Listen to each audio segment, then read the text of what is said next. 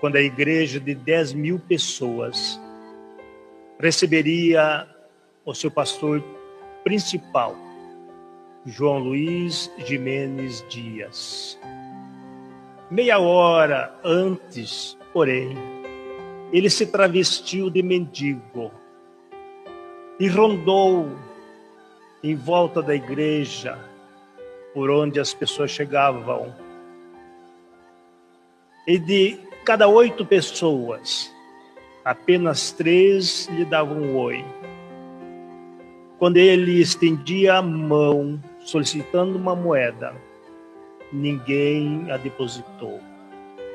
Mais tarde, a igreja lotada.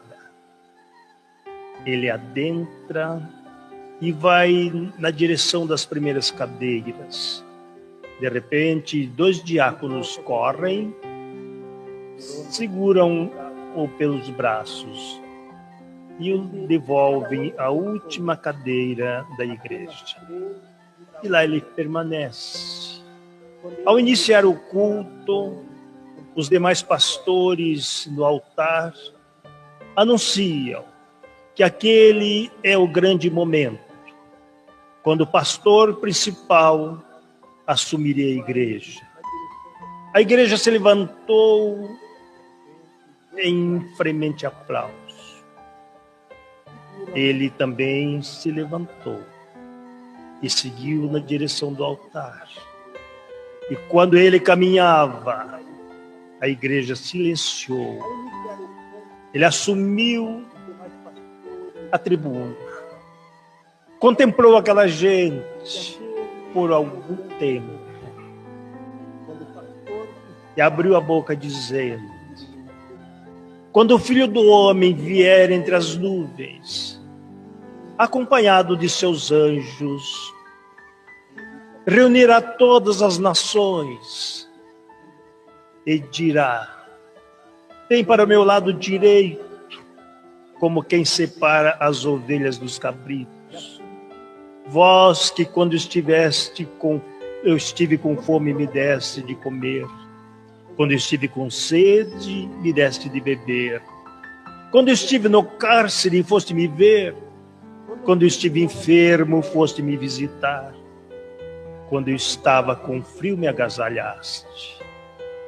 Fica ao meu lado direito, filhos benditos do meu Pai. E aquela gente então diria: mas Senhor, quando é que nós fizemos isto? E ele responderá: quando fizeste a um daqueles pequeninos, era a mim que farias. Entretanto, vós, que quando eu estive com fome não me deste de comer, que eu estive com sede não me deste de beber, que eu estava enfermo não foste me ver, que eu estava no cárcere e não me visitaste, que eu estava com frio não me agasalhaste, passa ao meu lado esquerdo e terás a condenação eterna. E o pastor, contemplando aquela gente, percebia em seus rostos aqueles que conseguiam fitá-lo, as lágrimas a rolar, e outros cabisbaixos. Assim permaneceram. Queridas irmãs e irmãos, esta é a mensagem que nós trazemos nesta noite para a reflexão. Quando nós encontramos algum dos pequeninos, como é que nós agimos? Era a reflexão que o pastor trouxe aos seus congregados. E ele, ainda olhando aquela gente, dizia: eis uma igreja cheia de corações vazios. A doutrina espírita adota como máxima: fora da caridade não há salvação. E nós perguntaríamos nesta noite: o que é a caridade? Como ela se processa na nossa vida? Que nós vamos fazendo com que a humanidade conquiste um estágio maior e possamos então, dentro de algum tempo, estarmos promovidos ao mundo regenerador, que ainda é o equilíbrio entre o bem e o mal. É quando nós adquirimos forças para vencer as nossas dificuldades, mas que batalhemos aí, para que um dia possamos conquistar ao nosso planeta o estágio de mundo feliz, onde o bem já supera o mal. E nesta caminhada, nós possamos um dia do alto, contemplando o nosso planeta azul, dizer: participamos deste processo para que o planeta hoje esteja na conta de mundo celeste. Aí nós lembramos do Cristo, quando ele diz a Pilatos: tu dizes que eu sou rei, mas por ora o meu reino não é daqui. É verdade. Ele vibrava em mundo celeste, logo um mundo primitivo, saindo do primitivismo para expiações e provas, não se coadunava com seu mundo. Mas o dia que nós conquistarmos o estágio de mundo celeste ao planeta Terra, aí então será o reino do Cristo. É este o reino que Jesus nos fala, que não é o reino do poder temporal, mas é o estágio espiritual, onde reina a felicidade. E muitas vezes nós falamos: mas eu não sou feliz. É verdade que eu não sou feliz, porque a felicidade ainda não é deste mundo por completo. Mas já temos nuances de felicidade. Felicidade passageira muitas vezes, mas que já experimentamos o que é ser feliz. E eu perguntaria nesta noite: quem está infeliz neste momento? Com toda certeza todos nós sentimos um laivo de felicidade, porque saímos do nosso lar para estar aqui, numa convivência fraterna, nos abraçando, nos confraternizando, experimentando essa emanação fluídica do amor, e entendendo que podemos manter essa felicidade através das nossas atitudes, através da nossa vontade. Que reflitamos sobre esta felicidade que haveremos de conquistar. Poderíamos ainda perguntar: no que nos baseamos para conquistá-la? E os Espíritos respondem a Allan Kardec, quando ele pergunta: qual o tipo mais perfeito que Deus enviou ao mundo para servir ao homem de guia e modelo? E a resposta dos Espíritos é a mais sucinta de todo o livro dos Espíritos: Jesus. Este é o guia e modelo. Que a cada atitude que vamos tomar, perguntemos a nós mesmos: neste caso, o que faria Jesus? E o que a nossa consciência disser, é assim que ele faria. Façamos. Ele não carrega a nossa cruz, mas ele nos afirmou: vinde a mim, vós que estáis em sofrimento e vos achais sobrecarregados, que eu vos aliviarei. Aprendei de mim, que sou manso e brando de coração, e tereis repouso em tua vida, porque o meu fardo é leve e o meu jugo é suave. É este o jovem cantor que nos trouxe a mais bela canção de amor, quando sobe ao monte e recita aquela gente o sermão das bem-aventuranças, que é o sermão do consolo. A transformação, ela é sempre de dentro para fora. Como é que você explica essa visão desses nossos companheiros quanto à salvação pela fé? A reforma da igreja, proposta aí por Martim Lutero, era contra a venda das indulgências, quando primeiro se dizia que os ricos iriam para o inferno, os pobres para o céu. Aí os ricos utilizavam-se do trabalho dos pobres para enriquecer mais, e depois a igreja lhes vendia a salvação pelas indulgências.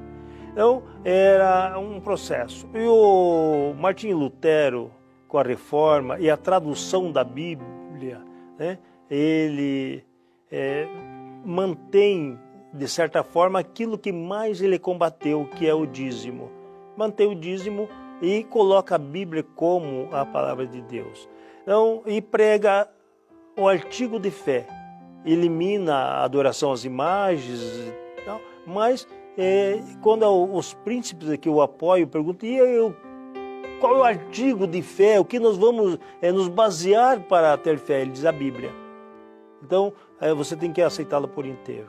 E geralmente se fundamentam em Paulo, que falava da fé. Mas se esquecem que Paulo fala que eu posso falar da língua dos homens, dos anjos e tal, mas se posso ter fé ao tanto de transportar montanha, mas se eu não tiver amor e caridade, eu nada sou. E aí quando Tiago, né, é questionado, ele diz, apresente-me a tua fé sem obras, e eu apresentarei as minhas obras com fé, porque a fé sem obras é morta em si mesmo. Aí nós podemos pensar, então para que serve a fé? A fé é a alavanca. Fé vem de fides, do latim, que quer dizer fidelidade. Eu tenho a fé humana, que eu faço os meus projetos de vida e sofro consequências, situações e tal, dificuldades. Às vezes passo fome para comprar um livro e tal, mas eu tenho fé que um dia eu vou me formar e eu venço. Fé humana. E a fé divina, que é eu saber que acima de todas as coisas tem um Criador e que me dá todas as oportunidades para que um dia eu me torne um espírito puro, que eu chegue a essa salvação. Salvação significa, nesse sentido, libertar-se daquilo que nos atribulam. Então, aquele que para de fumar, salvou-se do vício do fumo. Que para de beber, salvou-se do vício de beber. Aquele que é maledicente e para de ser maledicente, salvou-se do vício da maledicência. Mas muitas vezes nós salvamos de uma coisa e ainda não de outra, porque é um processo gradativo, lento. Então, o dia que nós entendermos isto, a nossa fé nos alavancará para a nossa reforma íntima, nossa evolução espiritual. É interessante isso que você está colocando, porque no Evangelho, o Evangelho segundo o Espiritismo diz, fora da caridade não há salvação, né? Essa transformação interna em busca de você entender a si mesmo para compreender o outro, não é? Como que você vê isso? Eu vejo no ensinamento de Jesus. Jesus só falou e fez isto. Jesus, quando alguém chega para ele e mestre, se puderes, né, o leproso, se quiseres, pode me curar. Ele diz, eu quero ser curado. Quando o centurião chega a ele e fala, Rabi, eu tenho homens ao meu comando, eu mando que vão, eles vão, mando que vêm, eles venham, e sei que tu podes fazer isso. Mande que um dos seus mensageiros, porque a minha casa não é digno de recebê-lo, para que cure o meu servo que está enfermo. Aí Jesus diz, nunca vi tamanha fé em toda Israel. E diz a ele, vai que o seu servo está curado. Quando Jesus vai a Maria de Magdala, né, e a liberta de 7 espíritos, e lá está espíritos, tá? Ele está usando de caridade. Quando ele cura a sogra de Pedro, assim numa brincadeira aqui, diz que a única bronca que Pedro teve de Jesus é que ele essa, curou né? a sogra dele. É. Né? Então, que ele cura a mãe de Pedro, ele está fazendo caridade. Quando ele volta após a crucificação e faz com que aqueles discípulos se tornem apóstolos, que eu faço essa distinção, discípulo é aquele que está aprendendo, apóstolo é aquele que está que leva o espírita a não ler a Bíblia. É comum nós falarmos com as pessoas, eles dizem, não, eu prefiro o Evangelho segundo o Espiritismo. A Bíblia não, que é muito complicado. Qual é a razão disso? Na verdade, a proposta, com toda certeza, dos Espíritos, porque o Evangelho segundo o Espiritismo faz parte das obras da codificação, é trazer para nós de forma mais clara o que tem na Bíblia para a modificação do homem, para a transformação moral do homem. Então, o Evangelho segundo o Espiritismo, ele tem mais de 80% o Sermão do Monte, né? Então, que segundo Mohandas Karachand, o Gandhi, ele diz que que se perdesse todos os textos sagrados do mundo e sobrevivesse, permanecesse tão somente o Sermão do Monte, a humanidade já teria um código moral para seguir. Então, o Evangelho segundo o Espiritismo vem nos trazer essa mensagem com uma clareza evidente. E a Bíblia, porque o espírita às vezes é um tanto arredio a leitura da Bíblia? Porque tem o Evangelho de forma mais aberta. Mas, contudo, nós fazemos um convite ao telespectador que busque ler a Bíblia com discernimento. Tá? O Paulo dizia que não mateis espíritos, não apagueis as Escrituras, analisai todas as coisas e retendes o que vê de bom. Né? Então, nós precisamos ler tudo. Render graças a Deus porque nos deu a condição de aprender a ler tudo, mas ter o discernimento para não comprarmos gato por lebre. Então, é a proposta que nós fazemos, sobretudo, aos espíritas, porque quando os nossos irmãos católicos ou protestantes dizem que a Bíblia condena o espiritismo, esqueçam isso. A Bíblia não condena o espiritismo, até porque não havia espiritismo à época que a Bíblia foi escrita. Havia os fenômenos espirituais que há desde que Deus criou o Espírito. E é claro que o espírita, o estudioso da doutrina, quando ele ler a Bíblia, quando ele estudar a Bíblia, ele terá uma racionalidade ímpar para poder, de fato, interpretar o que está escrito ali, né? Exatamente. Porque nós vamos ver metáforas, simbolismos, mitologias. Nós vamos ver muitas coisas da Bíblia. Quando se fala, mas Deus criou o homem, né? A sua imagem e semelhança. Então pegou lá um pouco de barro, soprou-lhe as narinas e ele saiu andando. Então nós vamos à origem, né? A etimologia das palavras. Vamos ver que Adão vem de Adam, que quer dizer terra. Eva, de Ava, quer dizer vida. Então esta é a conjugação matéria e espírito, ou espírito e matéria, para a existência do homem, macho e fêmea. Então, isto é o Adão, isto é a Eva. Então nós pensamos, mas Deus criou, estava lá no paraíso. Onde é o paraíso? Tá?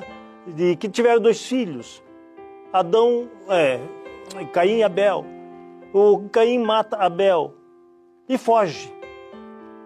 E quando Deus lhe pergunta, que ele após ter matado, onde está seu irmão? Tal, e você vai ser perseguido por onde você for e tal. E ele foge e vai lá à terra e casa, construi família. Casa com quem? O terceiro filho diz, mas o terceiro filho também é um homem, que é o Sete. Então não tem lógica nós engolirmos isso, nós precisamos analisar. Aí nós vamos na etimologia, né, das palavras, vamos ver que o Adão e a Eva é a constituição do homem realmente, é matéria e espírito. Então, escreveu um livro que o título é muito interessante, que é um convite realmente, que chama Pense Comigo sobre a Bíblia. Qual é, como escritor, o convite que você faz ao seu leitor? Eu convido para que realmente pense. Nós não podemos ser escravos de ninguém. Nós temos que ter a autonomia de pensamento e de ação.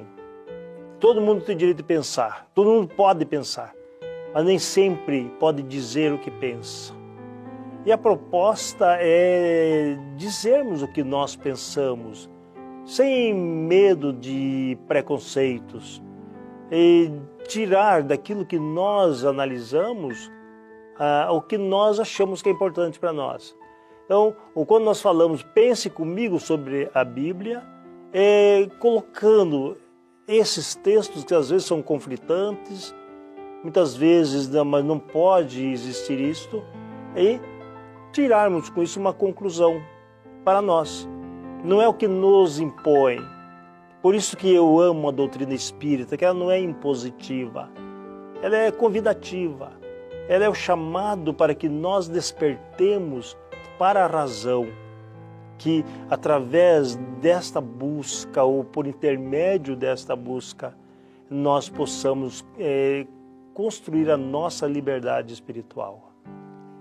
Laureano, será que por conta disso nós encontramos pessoas que não aceitam a doutrina? Porque para nós espíritas ela é recheada de lógica, né? Ela nos impulsiona a raciocinar. E quando algumas pessoas, que já aconteceu comigo, uma pessoa dizia, olha, eu não consigo ler o Evangelho segundo o Espiritismo, eu não consigo me identificar com ele. Será que é porque ele é muito objetivo, ele é muito claro, e a Bíblia ela é mais rebuscada, e então a pessoa, na maioria não entende, na verdade, não entende a Bíblia, se põe que nem papagaio a repetir determinados textos marcados e fica naquele texto. E a doutrina espírita ela é muito lógica. Será que essa dificuldade de algumas pessoas aceitarem o Espiritismo não seria porque nos obriga a raciocinar? Historicamente, nós somos dogmáticos. Então, as imposições, você creia nisto e nós não saímos do que nos é imposto. O Evangelho segundo o Espiritismo, ele nos traz todo esse campo, né, de reflexão, o entendimento, as instruções dos Espíritos, né, por várias comunicações. Então, e que aquele que realmente ler o Evangelho com espírito de liberdade, ele vai entender que é fundamental. Há pastores que utilizam o Evangelho segundo o Espiritismo, se falar o nome eles acham, né, não vão gostar, mas que utilizam para poder fazer as suas homilias, seus sermões. Eu tenho um amigo que é padre de formação, que vergou a batina por 10 anos e que acha que ali ele encontra muitas informações, né? Então, é importante a gente buscar realmente ler o Evangelho e aprender a ver a Bíblia com os olhos de discernimento, na verdade. Laureano, a reencarnação, ela é discutida, ela é aceita, ela é polemizada e por várias pessoas das mais variadas religiões. E na Bíblia, quais são os ensinamentos que deixam claro para nós a veracidade da reencarnação? Nós vamos encontrar em vários momentos da Bíblia ensinamentos sobre a reencarnação. Precisamos entender que à época de Jesus, os fariseus acreditavam na ressurreição, que na verdade eles acreditavam na vida, na nova vida. Nós vamos encontrar inclusive no Antigo Testamento alguns momentos que fala sobre isso. Jó falando, eu quando eu morrer eu voltarei a viver e tal. E nós vamos encontrar Jesus dando ensinamentos sobre a reencarnação. Falamos do cego de nascença, que os discípulos perguntam quem, né, pecou para que ele nascesse cego, vamos encontrar Jesus falando de João Batista, dando testemunho. Vamos ver vários momentos. Mas o que é importante, fundamentado neste ensinamento de Jesus, vermos a importância da reencarnação. Deus não criaria algo ou alguém para a perdição eterna. Deus nos dá todas as oportunidades para o nosso refazimento, sabendo nós que aquilo que nós semeamos, nós colheremos. Então, a reencarnação é onde se consagra a justiça divina. Nós visitamos hoje as casas André Luiz. Vimos as pessoas que estão passando por uma encarnação difícil. Tá? Diríamos, onde estaria a justiça divina de fazer alguém belo, né? Nem olhe para mim, para minha, né? Mas alguém belo e uma pessoa com deficiências físicas, que eu não digo que são corpos imperfeitos. Eu vejo aqueles seres como corpos perfeitos para o espírito que neles estão estagiando. Então, é ali que se consagra a justiça divina. Nós semeamos, nós colhemos. Temos mãos e não agimos para realizar. Temos pés e não caminhamos com alguém. Temos voz e não ensinamos. Temos inteligência e não as exercitamos. E ao invés disso, cometemos delitos. Viremos numa próxima oportunidade para que nós possamos refazer aquilo que ficou mal feito. Então, nós evoluímos sempre, mas colhemos do que semeamos.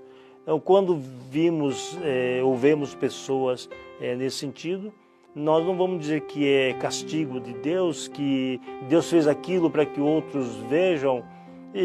Não, Deus nos criou simples e ignorantes, somos imortais, não somos eternos, somos seres imortais. Tivemos princípio para não termos fim, diferente de Deus que não tem princípio nem fim, tá? Que é mais que eterno, é sempre eterno. Então nós vemos aqui na reencarnação esse processo de resgate, de evolução e de jornadearmos sempre rumo à felicidade. E na Bíblia, onde você pode nos trazer a efetivação dessa comunicabilidade? Nós vamos encontrar, primeiro, Moisés recebendo a tábua dos mandamentos.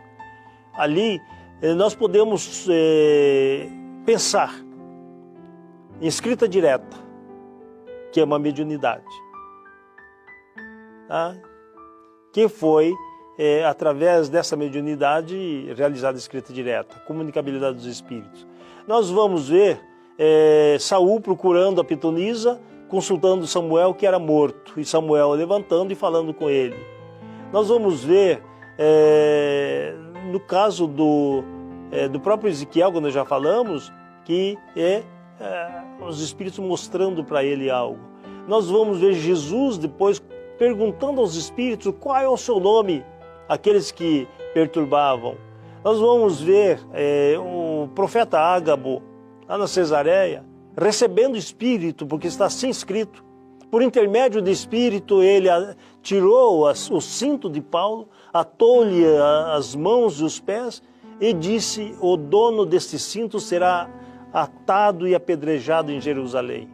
Os seus companheiros quiseram evitar que ele fosse a Jerusalém e ele deixa a seguinte mensagem: estou preparado não só para ser atado e apedrejado, mas para ser morto em nome do meu Senhor Jesus Cristo.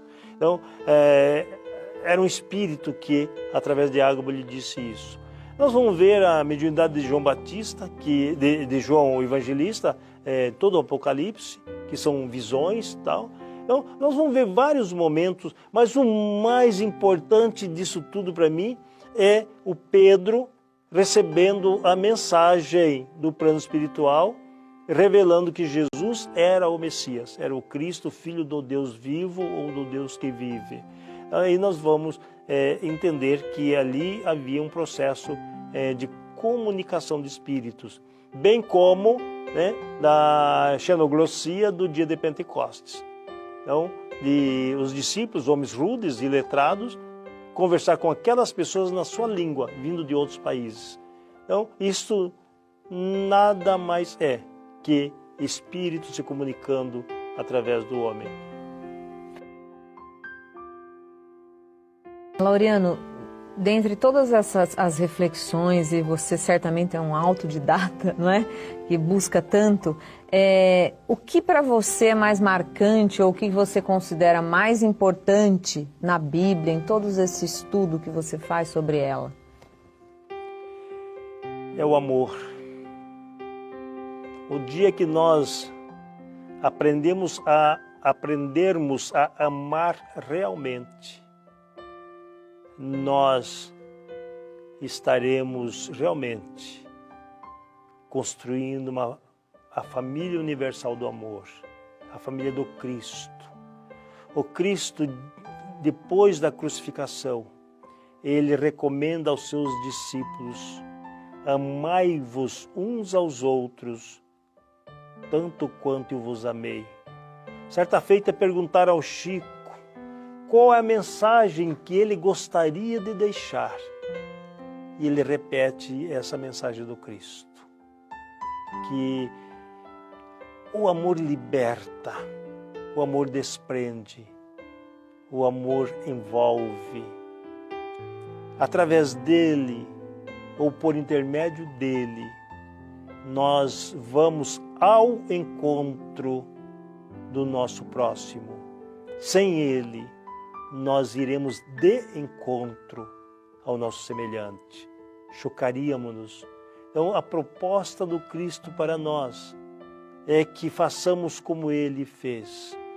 No horto de Getsemane, quando Judas se aproxima dele, acompanhado dos soldados do Caifás e Anás, ele não diz: você veio, seu traidor, mas ele pergunta: para que vieste, amigo?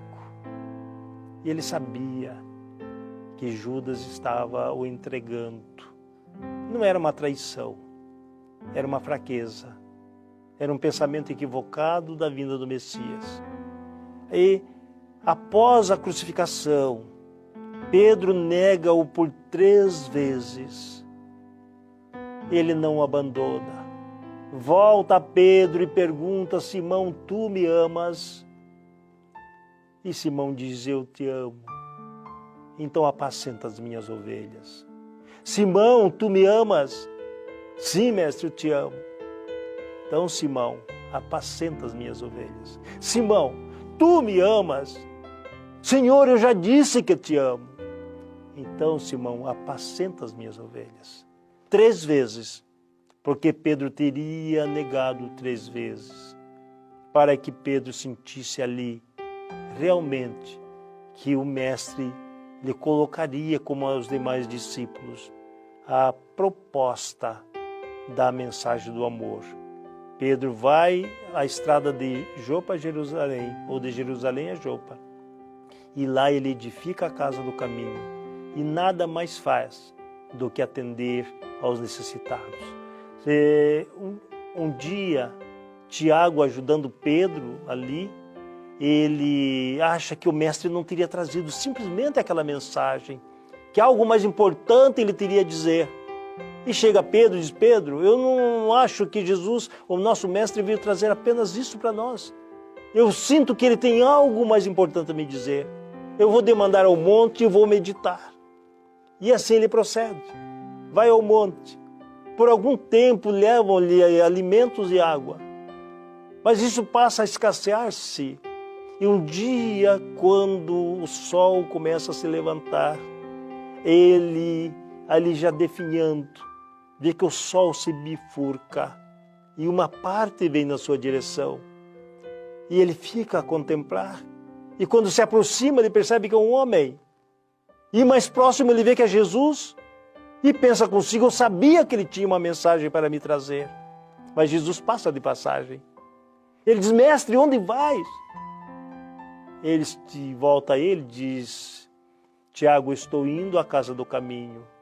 Hoje lá tem muitos necessitados e Pedro está só. E quando Pedro abre a janela, vê Tiago acalentando um daqueles portadores de chagas.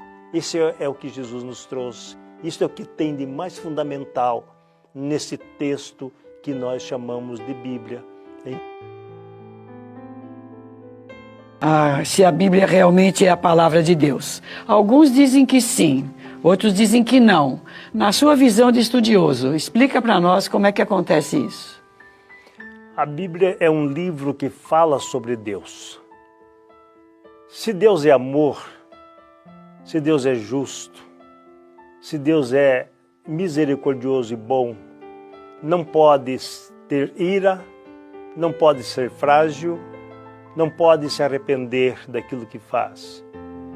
E nós encontramos nos textos bíblicos todas essas qualidades negativas, diríamos, de Deus. Então a Bíblia fala sobre Deus e traz ensinamentos importantes.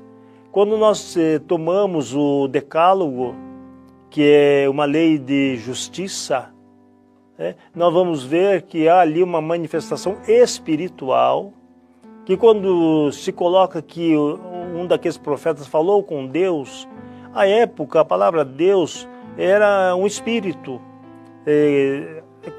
Quando Moisés vai lá ao Monte Horebe e vê a sarça ardente, todo aquele relato bíblico, ele pergunta quem é aquele que fala com ele, e a resposta é, eu sou o Deus de Abraão, de Isaac e de Jacó. Ele não diz, eu sou o Deus do universo. Eu sou o Deus daqueles, o Espírito protetor daqueles. E por ser o Espírito protetor daqueles, ainda tinha falhas. Ainda tinha essa sede de vingança, essa rivalidade com povos. Então nós vamos ver isto lá. E aí nós vamos refletindo sobre esse Deus do Antigo Testamento e vamos confrontá-lo com o Deus que Jesus nos traz, que é o Deus amoroso, o Deus da justiça, mas também do amor, que faz com que nós aprendamos a ver o próximo como uma extensão de nós mesmos. O espiritismo é proibido pela Bíblia. Eles profetizavam?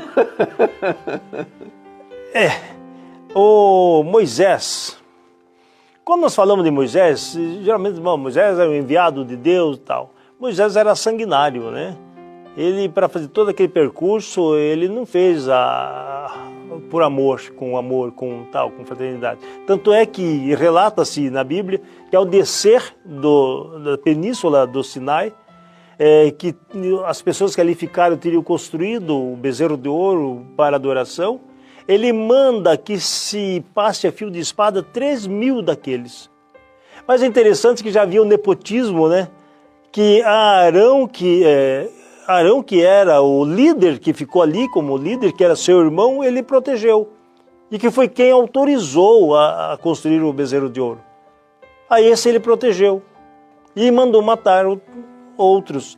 Então, aí nós vamos vendo essa situação. E ele, ali no texto, em determinado momento, ele diz que as pessoas, quando entrarem na terra prometida, não façam como aqueles que lá viviam, que passavam sobre brasas, o fogo, que ouviam necromantes mesmo, e que consultavam os mortos. Então, entre outras coisas, consultar os mortos, que segundo o Severino Celestino, a tradução é exigir a presença dos mortos, que é uma diferença muito grande. Então, isto é o que nós vamos encontrar. Aí nós ainda vemos que algumas traduções falam não consultar médium espírita. Quer dizer, não havia à época a palavra médium, Antes de Cristo. Não havia palavra médium, nem tampouco espírita. Aí diz assim, mas não havia mediunidade? Isto sim, como faculdade. Mas não havia esse neologismo médium, nem espírita e nem espiritismo. Laureano, fala um pouquinho pra gente o Evangelho segundo o Espiritismo, todos que estão em casa certamente conhecem.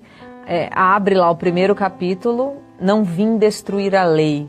Não por acaso deve ter sido o primeiro capítulo escolhido para estar ali, né? Segundo a codificação.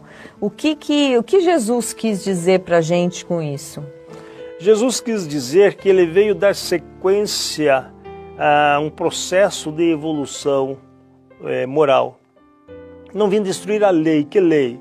A lei de justiça, que está contido no Decálogo, né, os 10 mandamentos, que é a não adoração a ídolos, a imagens, nem que está no céu, nem na terra, nem embaixo d'água, que é ter um único Deus, tá? E não matar, não roubar, não cometer adultério, não levantar falsos testemunhos, tal. Então, essa é uma lei de justiça, que na verdade é a lei do não.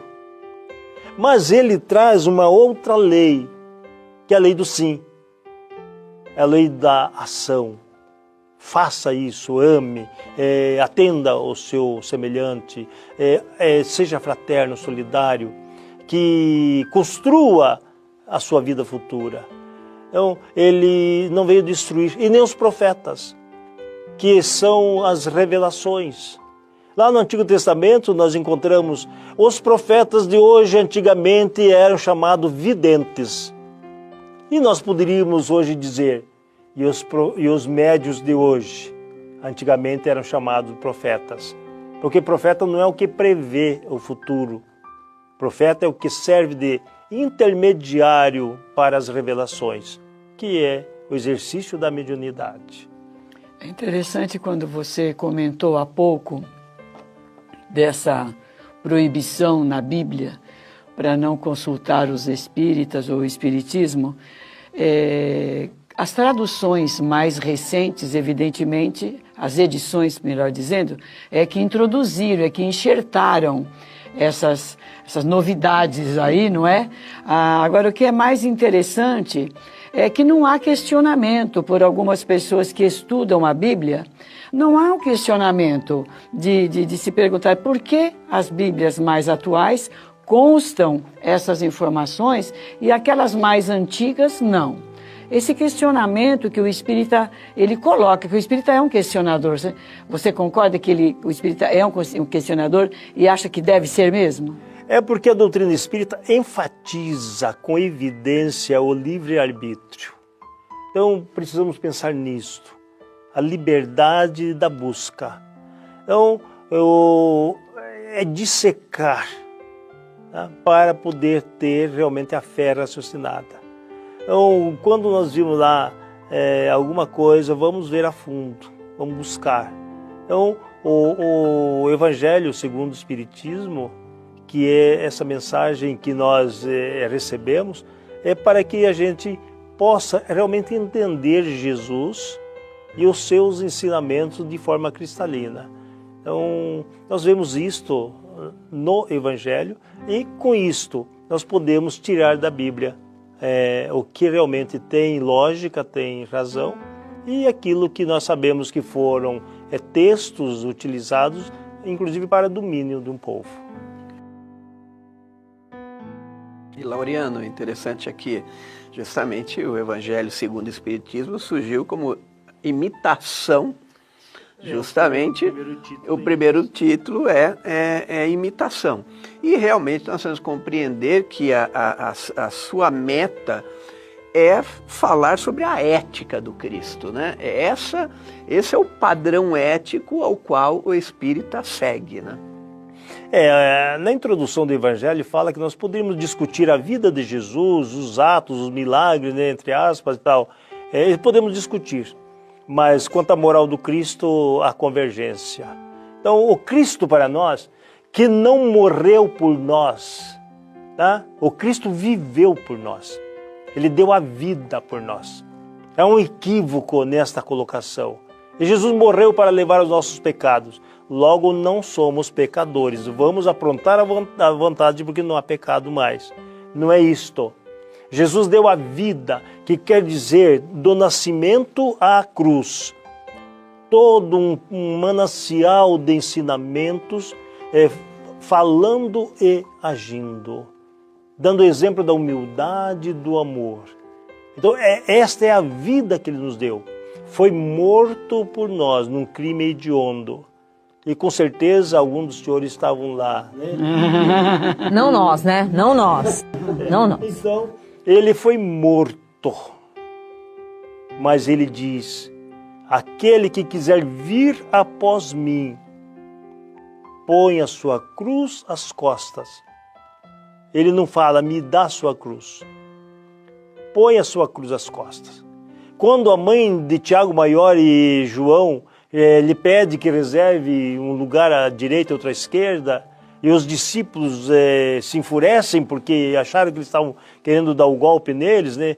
Então, ele chama os discípulos e diz, os príncipes das nações têm seus vassalos. Eles ordenam, eles mandam. Entre vós, não pode haver contenda, tem que haver harmonia. E aquele que quiser ser o primeiro, seja o que serve. Porque o Filho do Homem veio ao mundo para ser o vosso servidor. Então, por isso, quando alguém diz assim, eu sou servo do Cristo, eu quero dizer a você, meu querido telespectador, eu não sou servo do Cristo. O Cristo é o meu servo. É Ele que me dá, Ele que me atende, Ele que me ajuda. Mas eu quero ser servo com Cristo, daqueles que necessitam de mim. Então esta é a proposta da doutrina espírita. Vós sois luzes. E não se constrói uma cidade no monte que fica escondida. Portanto, fazei brilhar a vossa luz diante dos homens, para que em eles, vendo as vossas boas obras, glorifiquem o Pai que está nos céus. E assim, seguindo os seus ensinamentos, Ele deixava para toda a humanidade o maior código moral que o homem possa possuir. Aí nós vimos apenas neste texto do Sermão do Monte, Jesus nos ensinar a trajetória do Espírito, desde o momento que tomamos consciência da nossa vida, quando, assumindo que temos que nos remodelar, nós choramos e somos consolados. Aquele que é consolado ainda não é manso, porque é o choro do despertar da consciência, do querer resolver a sua própria vida, o que eu farei da minha vida. E neste choro, nestas lágrimas de tomada de consciência, nós somos consolados. Passo seguinte é a mansuetude. Aceitarmos a vida com mansuetude. Procurarmos a ser solidários. Procurarmos a entender que aquele que caminha conosco não é igual, que muitas vezes nos agridem, nos ofendem, e que nós, então, já com a consciência despertada, nós compreendemos e amamos. E os misericordiosos, quando nós nos apiedamos das misérias alheias, nós recebemos a misericórdia divina. quando nós levamos a paz. É tão bom estar perto daquele que tem paz, que nos envolve,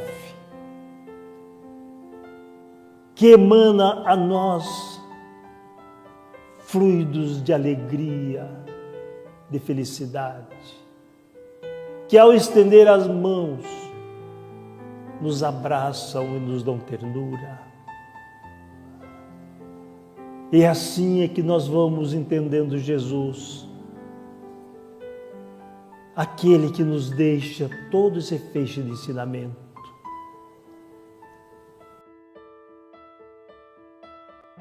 Ele pode ter a presença do Espírito bom a auxiliá-lo, tanto quanto o sacerdote católico, ou então o materialista que ama o próximo. Diz, morreu, acabou, isso não existe. Não. Mas, de repente, se tiver um caído ali, passa o espírita que está indo ao centro, fala expiação, e vai embora. Passa o ateu, pega o cidadão, coloca nas costas e vai socorrer. É importante refletirmos. Por isso que nós devemos estudar a doutrina espírita, mas colocá-la em prática.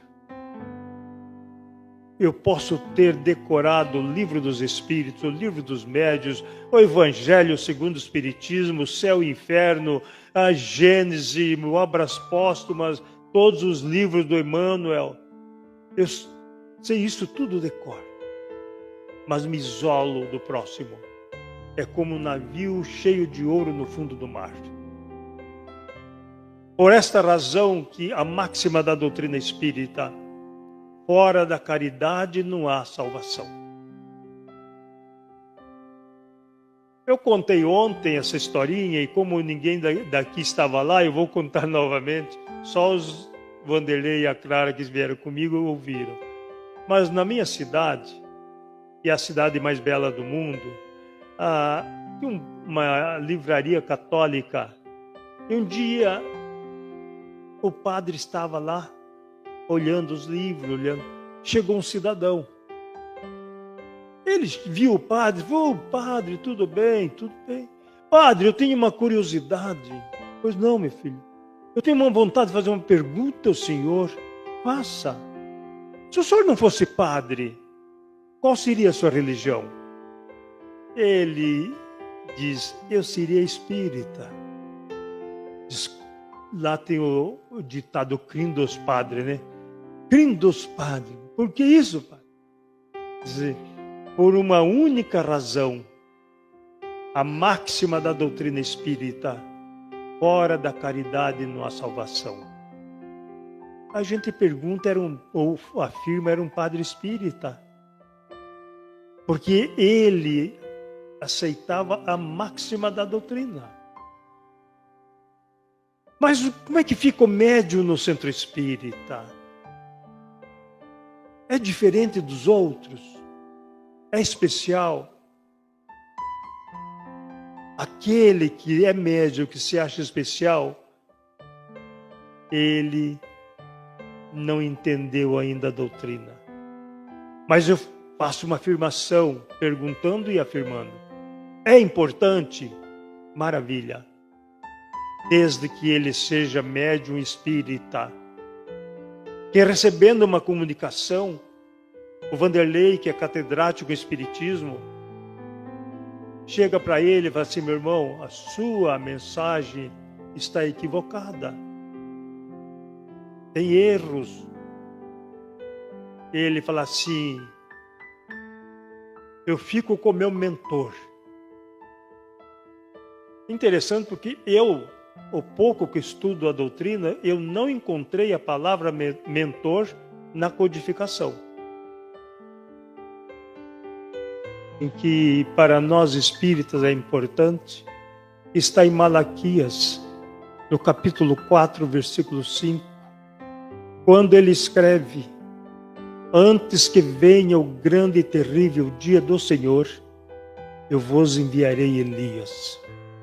É uma mensagem que fica para mais tarde nós entendermos na palavra de Jesus sobre a oportunidade dos renascimentos, da reencarnação. Queremos falar com os irmãos sobre o médium hoje. Eu faria uma pergunta aqui e levantaria a mão quem é. Quem é médium aqui? 1, 2, 3. Muito bem. Tem mais aí, né? Aí ele disse, mas espera aí, mas os oradores vêm e falam que todos somos médios. Não é isto? Eu vim dizer aos senhores, aos irmãos queridos, que nem todos somos médios, ou nem todos são médios. Allan Kardec trata disso no item 159. 159, perdão. Ele trata disso, dizendo que toda pessoa que, se tiver professor de português aqui, vai dizer, então há uma relatividade. Toda pessoa que, em qualquer grau, sente a influência dos espíritos é médium. E no final diz que são raras as pessoas que não as têm, pelo menos em rudimentos. Se são raras pessoas, essas raras são pessoas. Logo, não são todos. Mas aqueles que sentem a influência. Dizem, mas espera aí, lá no Livro dos Espíritos, no item 459 diz que os espíritos influem na nossa vida mais do que supomos. Allan Kardec pergunta e os espíritos respondem. Mas influi na nossa vida. Um obsidiado está sofrendo a influência do espírito. Ele passa pelo tratamento e nunca mais sente aqueles acessos que ele tinha enquanto obsidiado. Então não era médium, mas sofria a influência dos espíritos. Então, essas colocações, muitas vezes, mas por que eu preciso saber disso? Porque a doutrina espírita, ela é filosófica, ela é científica, com consequência moral. Allan Kardec não disse que estava trazendo uma religião. As religiões são sectaristas. A doutrina espírita veio para assistir às religiões, para esclarecer aqueles pontos que as religiões tradicionais não tratam. Quando se fala na comunicabilidade dos espíritos, isso não existe. E nós recorremos a Jesus e vamos encontrar Jesus lá no monte, que costumou-se dizer que é Monte Tabor, mas o Evangelho não fala que seja, fala simplesmente no monte. Jesus convida Pedro, Tiago e João para subir ao monte para orar. E lá, ele se transfigura. Suas faces passam a brilhar como o sol. Sua veste embranquece como se estivesse coberta de neve. E uma voz se faz ouvir, com a mesma frase do dia do batismo de Jesus. Este é o meu filho dileto, em quem me comprazo. E os discípulos caíram por terra. E Jesus então os levanta e ele fala, mestre, quer que construamos aqui 3 tendas, um para ti, um para Moisés, outro para Elias? Ele diz, não digam nada do que vocês viram, enquanto eu estiver convosco. Aí nós falamos aos nossos irmãos de outras crenças. O que era aquilo? Se Moisés era morto há 1300 anos e Elias há 800 anos, Estava ali. Alguém diria assim, não, mas eles foram levados ao céu em corpo. Aí nós recorremos aos evangelhos. Quando diz, carne e sangue não herdam o reino dos céus. Até porque o reino dos céus não é circunscrito. Jesus nos fala que o reino dos céus está dentro de nós. É nós que construímos o reino dos céus. Então, esses dados evangélicos